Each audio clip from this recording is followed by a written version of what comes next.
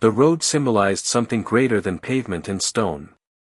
It was China's declaration that maps meant little compared to what could be held on the ground. Strategically, it changed everything. What had once been wilderness was now a supply corridor guarded by troops.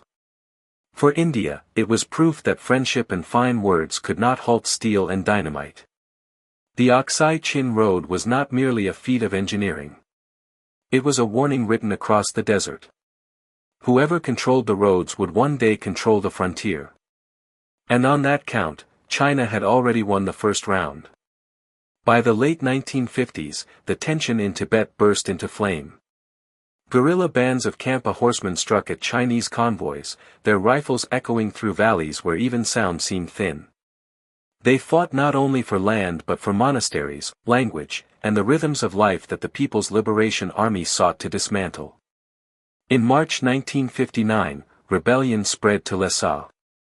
Crowds gathered outside the Norbulinka Palace, determined to protect the Dalai Lama from rumored kidnapping. The city, once hushed by prayer wheels and chants, erupted with gunfire. Shells from Chinese artillery crashed into sacred courtyards, scattering monks and civilians alike. The uprising was doomed. Tibet's resistance, fierce but broken into pieces, was drowned in fire. And yet, in the chaos, one figure slipped away. Disguised as a soldier, the Dalai Lama left the palace under the cover of night. His escape was a journey of agony and faith, days of riding across icy passes, lungs aching, stomachs empty, guided by loyal escorts who knew each gorge and frozen trail. At times the altitude made every breath feel like swallowing knives. At others, silence pressed so heavy that even whispers seemed a danger. After 2 harrowing weeks, he crossed into India. Nehru offered asylum, greeting not only a refugee, but the symbol of a nation's crushed spirit. To Tibetans in exile, it was salvation. To Beijing, it was provocation, proof that India was sheltering a figure they called a feudal lord, an enemy of the revolution. The fallout was immediate. Border skirmishes flared with new intensity. In Washington, the CIA quietly funneled weapons to Tibetan resistance groups, transforming Tibet's tragedy into another theater of the Cold War. And in Beijing, leaders marked Nehru's decision as betrayal. For India, the choice to protect the Dalai Lama was a moral stand. But it also marked the point of no return. What had been an uneasy frontier became a frontier of hostility. The mountains now carried not only soldiers and patrols, but the weight of a spiritual wound that could not be healed by negotiation. From 1960 to 1962, the frontier was marked by a strange rhythm, bursts of gunfire in the mountains followed by polite smiles at conference tables. Each side carried maps. Each side traced lines across paper. But the lines never matched. To accept the Johnson Line meant giving up Aksai Chin to India. To accept the McMahon Line meant surrendering what Beijing called southern Tibet. The deadlock was total. Meanwhile, on the frontier, tension had a human face. Patrols moved through desolate passes where oxygen was thin, their packs cutting into shoulders, their lips cracked from dry winds. Sometimes when rival patrols met, there was only a stare across a few meters of rock and silence heavy enough to rattle nerves. At other times, words were exchanged, taunts, warnings, or even brief moments of human recognition. But always behind the words, rifles hung ready. India's answer was the forward policy. New posts were planted deep inside disputed areas, sometimes little more than huts manned by a few dozen men. These were not fortresses, but symbols, stakes driven into the wilderness to prove sovereignty. Supplies came on mule trains or by parachute. For soldiers, every post felt like an island, isolated and exposed. Letters home spoke of nights without sleep, of men staring into the dark, convinced that shapes in the distance were Chinese scouts. In Beijing, suspicion hardened. The forward policy looked less like defense and more like intrusion. To Chinese leaders, Nehru was drawing a slow noose around Tibet, step by step, post by post. Diplomacy faltered. Negotiations produced nothing but repetition, each side citing maps no one else accepted. And in the shadow of these failures, the soldiers remained, standing watch on desolate slopes where silence was more dangerous than sound. By the spring of 1962, the truth was unavoidable. Talks had failed. Trust had evaporated. The frontier was no longer a dotted line on maps. It was a fuse, burning slowly toward war. By 1961, Delhi understood a bitter truth. India could not defend the frontier alone. The border stretched for thousands of kilometers, yet much of the Indian army still wore woolen coats suited for the plains, not the mountains. Units rotated through forward posts without proper food or weapons, surviving on airdrops and the sheer stubbornness of men unwilling to abandon their ground. To many soldiers, the real enemy was not the Chinese, but hunger, frostbite and exhaustion. Nehru looked outward for help. The first call went to the West, Washington and London. Surely, he believed, the guardians of democracy would see India as a natural counterweight to Beijing. But American officials remained cautious. Nehru's insistence on non-alignment had long irritated them. To Washington, India was too friendly with Moscow, too unwilling to commit. Britain echoed this ambivalence. Sympathy was offered, but rifles and artillery came too slowly. Frustrated, Nehru turned to the Soviet Union. History's irony was sharp. Only a few years earlier, Beijing and Moscow had marched together as communist brothers. But by the early 1960s, Mao and Khrushchev were locked in rivalry, each accusing the other of betraying the revolution. India now found itself in an unexpected position, courted by Moscow not out of friendship, but out of spite toward Beijing. Soviet training missions and arms deals soon followed. In the Cold War's chessboard, the Himalayas became another square of competition. Washington eyed India cautiously. Moscow leaned closer. And Beijing grew convinced that Delhi was aligning with its enemies. Meanwhile, Tibetan guerrillas supplied by the CIA continued their doomed struggle, turning Tibet into both a battlefield and a pawn. For the soldiers manning half-frozen posts, none of this diplomacy changed the daily grind. They still rationed biscuits and tea, still woke to winds that numbed fingers before a rifle could be cocked. Yet the politics above them were shifting fast. What had once been a local quarrel over maps and valleys was now entangled in the world's great rivalry. India's search for friends abroad had begun. But the search would not stop bullets when the storm finally broke. In Beijing, Mao Zedong was losing patience. India's forward policy, with its scattered outposts perched across contested ground, looked to him not like cautious defense but like creeping aggression. Each new Indian hut planted on the frontier was, in Mao's eyes, a challenge to China's authority in Tibet. Mao's reply was blunt, as only he could be: Nehru wants to move forward and we won't let him. You wave a gun, I wave a gun. We stand face to face and each practices his courage. It was a philosophy he called armed coexistence. The border would not be resolved by negotiation, but by a staring contest backed with rifles until one side blinked. Inside China's leadership, some counseled caution. The great leap forward had just ended in famine and chaos. The army was stretched, the people weary. But Mao saw opportunity. A clash with India could harden China's borders, rally nationalism, and show both Moscow and Washington that Beijing was not to be underestimated. On the frontier, the policy became reality. Indian soldiers described seeing Chinese patrols shadowing them silently, sometimes only a stone's throw away. The two groups would stand across from one another for hours, fingers hovering near triggers, the tension as sharp as drawn steel. No battle was declared, but the weight of conflict was in every gesture, every glance. For the men on the ground, it was a psychological war. Nights in forward posts were haunted by the thought that shadows in the rocks might be enemy scouts. Every cough, every spark of a cigarette risked drawing fire. One Indian soldier later said, "We slept as if someone was always watching, because someone was."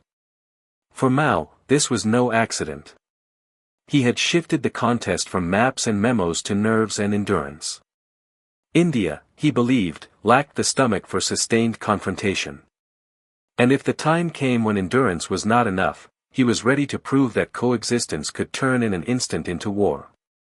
The summer of 1962 carried the smell of powder long before the first guns thundered. Patrols clashed at Dola and Thagla Ridge, skirmishes brief but bloody. Each incident was like a tremor warning of the earthquake to come. In Delhi, however, confidence lingered. Nehru believed China would not risk war.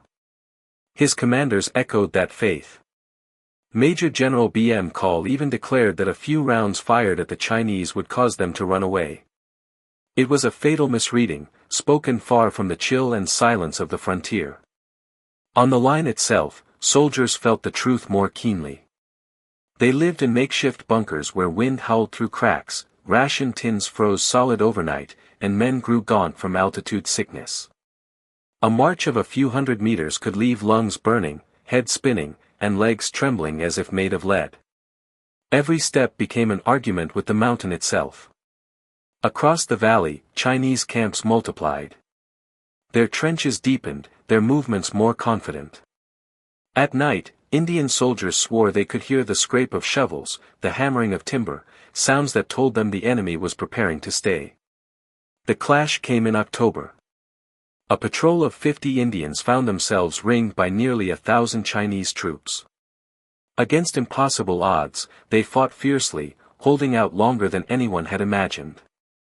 But ammunition dwindled, bodies fell, and the survivors were finally crushed. When it was over, the Chinese buried the Indian dead with military honors. It was a gesture at once chilling and respectful, a reminder that this was not yet full war, but it was close. For Delhi, the illusion was gone. Courage on the ridges could not compensate for weak strategy and poor preparation. The fuse had burned low, and the explosion was now inevitable. On October 10, 1962, an Indian patrol of barely 50 men advanced toward Dola. They marched with rifles slung and little more than hope behind them, hope that presence alone would assert sovereignty, that China would avoid escalation. Their commanders had assured them the enemy would retreat at the sound of gunfire. Instead, as the mists lifted, the mountains revealed a trap, nearly 1,000 Chinese soldiers surrounding them. The air was thin, but what crushed the patrol was not altitude. It was the sudden weight of realization. They had been sent forward not as a strike force, but as bait. The fight that followed was brief but desperate. Outnumbered 20-1, the Indians fired until barrels smoked, until the recoil numbed their shoulders, until each burst of bullets felt like defiance rather than strategy. They held longer than anyone expected. Men collapsed from wounds, others from sheer exhaustion. But still they fought. At last the line broke. Survivors scattered or were captured. Dozens lay dead among the rocks, their blood mingling with meltwater streams that trickled down the slope. And then came a moment that stunned even the survivors. The Chinese buried the Indian fallen with military honors. Graves were marked. Salutes were given.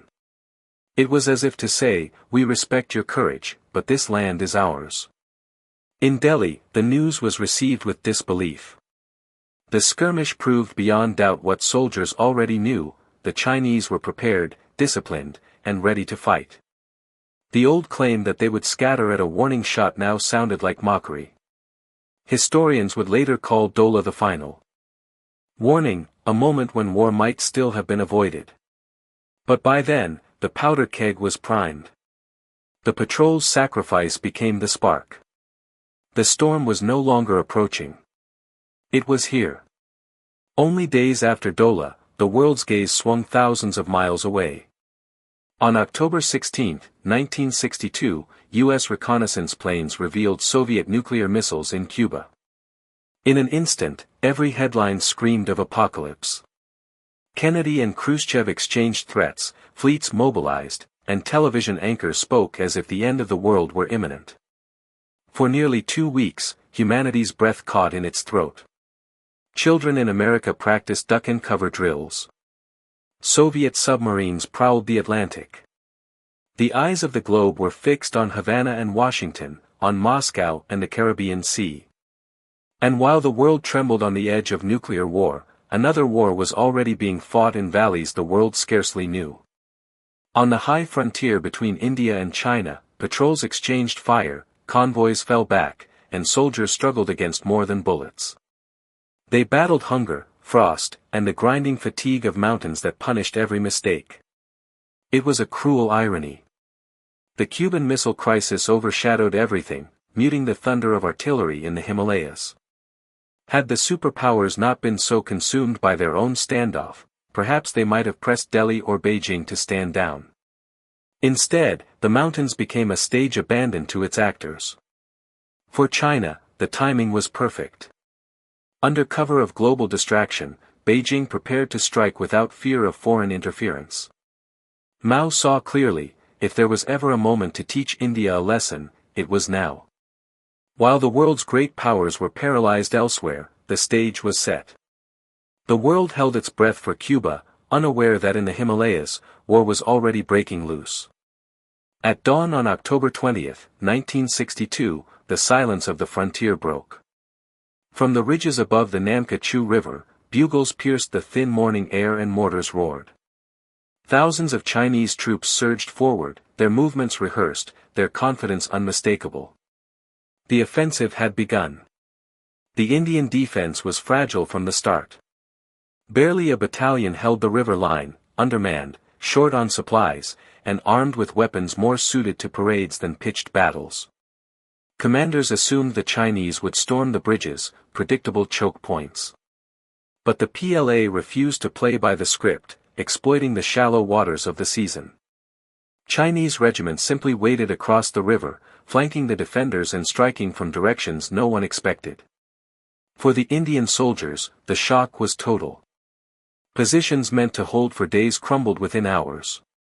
Units fought desperately, some emptying magazines until their rifles clicked dry, others retreating in chaotic bursts under the whistle of incoming fire.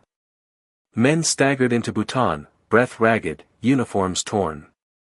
The Chinese, disciplined and deliberate, stopped at the border and did not pursue, showing that every move was calculated, not reckless. And in the west, the storm was even larger. In Aksai Chin, 40,000 Chinese soldiers advanced against thin strings of Indian posts.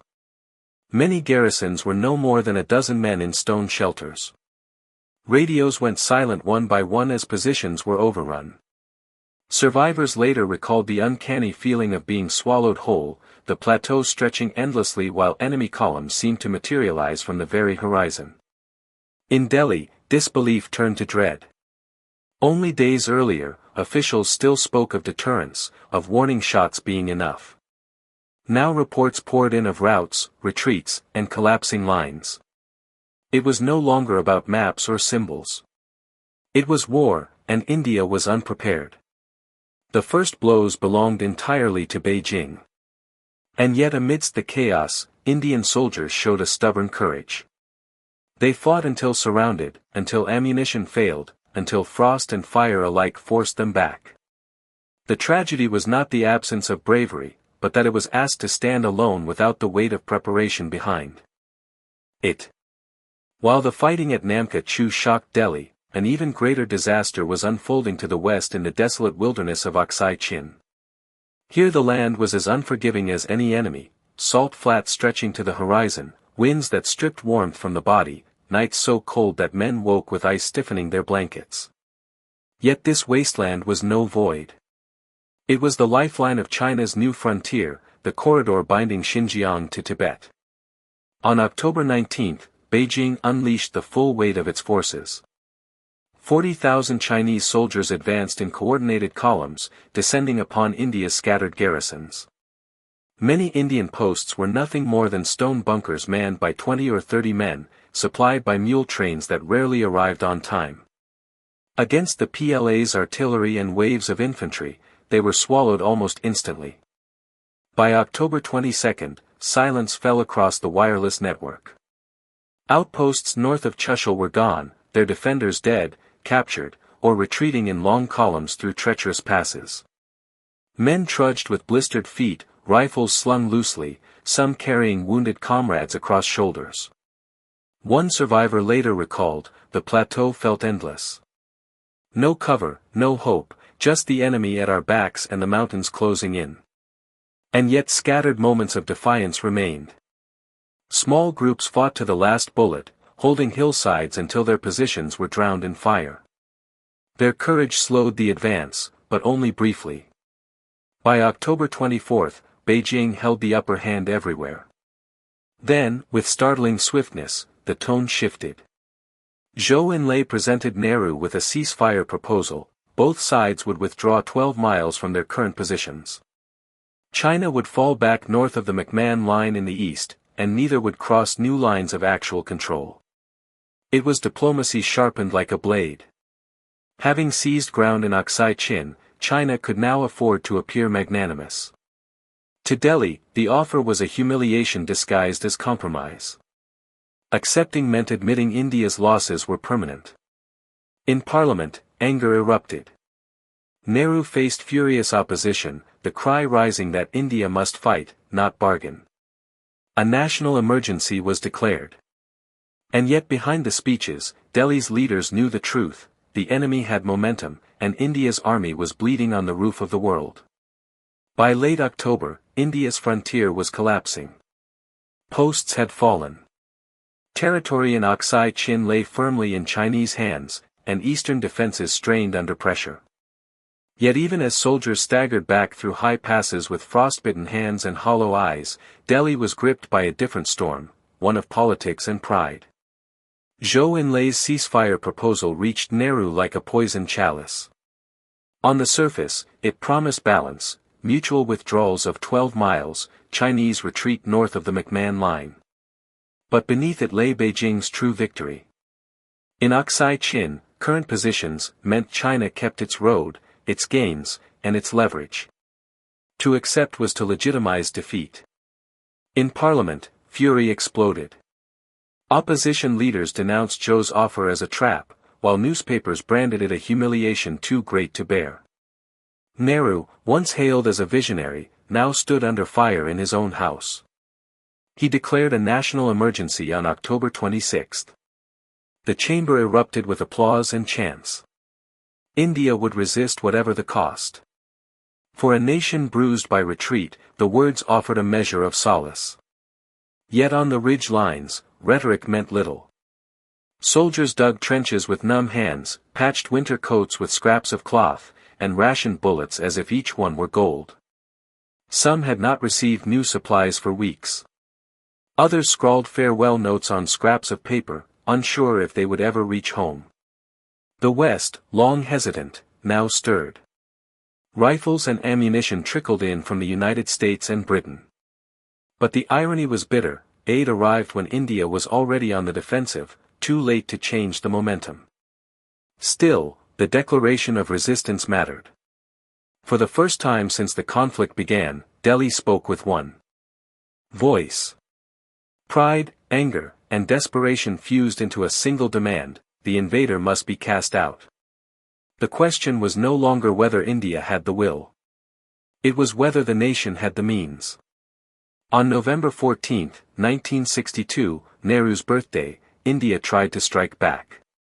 At Walong, in the eastern sector, Indian troops launched a counterattack meant to prove that the army would not only retreat but fight. The men advanced through dense forest, their uniforms soaked with rain, rifles heavy with mud. They fought with astonishing bravery, storming Chinese positions, hurling grenades until their arms ached. For a few hours, hope flickered. Lines shifted, and it seemed that courage might carry the day. But the Chinese were dug in, reinforced, and waiting. The counterattack bled itself out. Walong fell, leaving the ground carpeted with bodies. Survivors stumbled back into the jungle, dazed and hollow-eyed. Far to the west, the focus shifted to Chushul, the gateway to Ladakh. If Chushul collapsed, India's hold on the entire region could crumble. Indian engineers and soldiers worked feverishly, turning bare slopes into crude fortifications. Barbed wire curled across ridges. Sandbags rose into bunkers. At night, men whispered prayers by dim lanterns, knowing they were preparing not just to fight, but to die. The battle came on November 18.